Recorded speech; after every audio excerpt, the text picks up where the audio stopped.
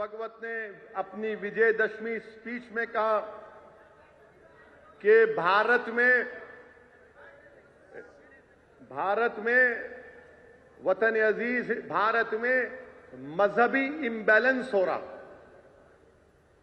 मजहबी इम्बैलेंस हो रहा, और बोला कि आबादी पर देखना पड़ेगा।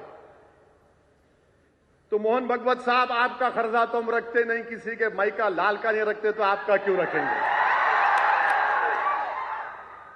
अब आप मेरे को बता दो कि मोहन भगवत साहब ये बोले हैं कि भारत में रिलीजियस इम्बैलेंस हो रहा है, तो हमारे मुल्क में एक चीज है TFR, टोटल फर्टिलिटी रेट, वो 2% हो गया।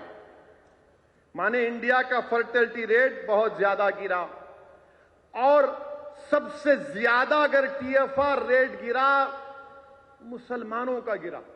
जनसंख्या में प्रमाण का भी संतुलन चाहिए। हम भुगते हैं।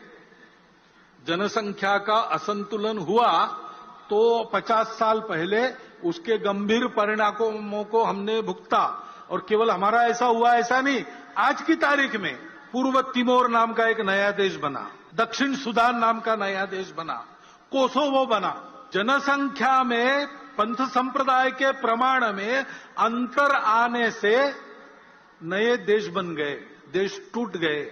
और इसलिए जनसंख्या की एक समग्र नीति बने, वो सब पर समान रूप से लागू हो, एक बार बनने के बाद किसी को छूट न मिले और समाज इसको स्वीकार कर ले, इसलिए उसके लिए मन बनाकर उसको लाया जाए, इसकी आवश्यकता है। क्योंकि फिर से समाज में अगर उसको नहीं माना तो नीति क्या करेगी? और देखिए एक और बड़ी खबर, टीपू एक्सप्रेस का नाम बदलकर वोडेयार एक्सप्रेस करने पर भी ओवैसी भड़क गए। ओवैसी ने कहा कि बीजेपी टीपू सुल्तान की विरासत कभी मिटा नहीं सकती, टीपू सुल्तान को जानबूझकर टारगेट किया जा रहा है।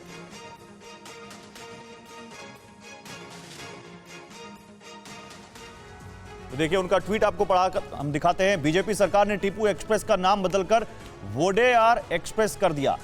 टीपू से बीजेपी चिढ़ गई है। क्या इसलिए कि टीपू ने ब्रिटिश आकाओं के खिलाफ 3 युद्ध लड़े थे? भले ही बीजेपी ट्रेन का नाम बदल दे, लेकिन वो कभी टीपू की विरासत को मिटा नहीं पाएगी, ये कहा है असदुद्दीन ओवैसी ने।